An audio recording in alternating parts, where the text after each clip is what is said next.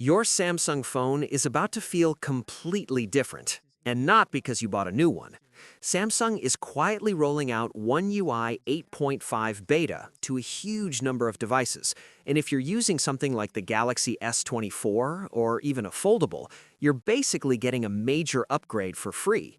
Before we jump in, make sure to subscribe to the channel and hit that like button. It really helps me keep bringing you more tech breakdowns like this one. And this actually matters more than it sounds, because for the past couple of years, smartphone upgrades have been incremental. Slightly better cameras, slightly faster chips, nothing that really changes how your phone feels day to day.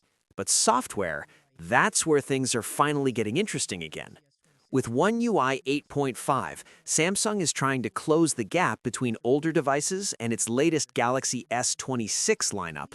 Instead of locking new features behind new hardware, it's pushing them back to phones people already own, including the Galaxy S24 series, Galaxy Z Fold 6, Galaxy Z Flip 6, S24 FE, S25 FE, and even the Tab S11. Right now, the beta is limited to a few regions, like the US, UK, Korea, and India, but Samsung has already confirmed this is just the start, with a wider rollout expected soon. So, what exactly are you getting? The biggest shift is AI, and this time it's not just marketing. Bixby, which honestly hasn't been most people's favorite assistant, is getting a serious upgrade. It's becoming more conversational, more natural, and actually useful. Instead of giving robotic responses, it now understands context better, helps you find settings faster, and gives clearer answers. It's less voice command tool and more like a real assistant. Then there's image editing, and this is where things get interesting. Instead of generating one AI result at a time and forcing you to save multiple versions, you can now continuously edit an image in real time. Basically, you keep tweaking until it looks right, without cluttering your gallery.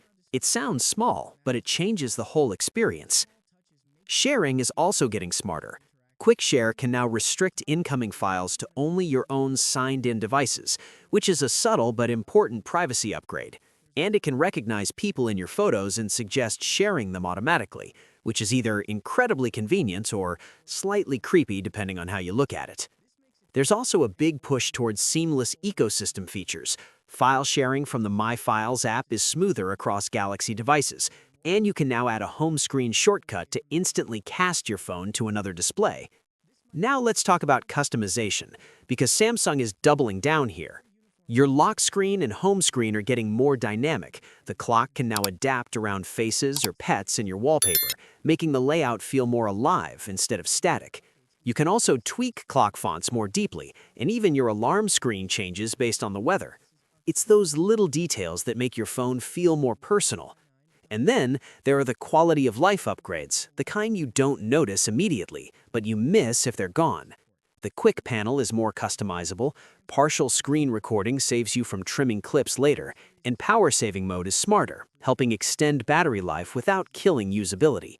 You're also getting better health tracking reports, a time zone comparison slider in the Clock app, improved Auracast support, and easier access to your Bixby conversation history.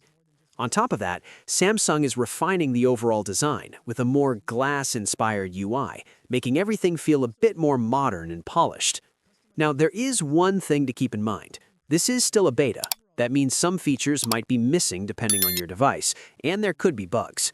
The update itself is also pretty large, around 4 GB for something like the Galaxy S24, so it's not a small patch. But here's the bigger picture. Samsung is shifting its strategy. Instead of forcing upgrades through hardware, it's using software to keep older devices feeling new.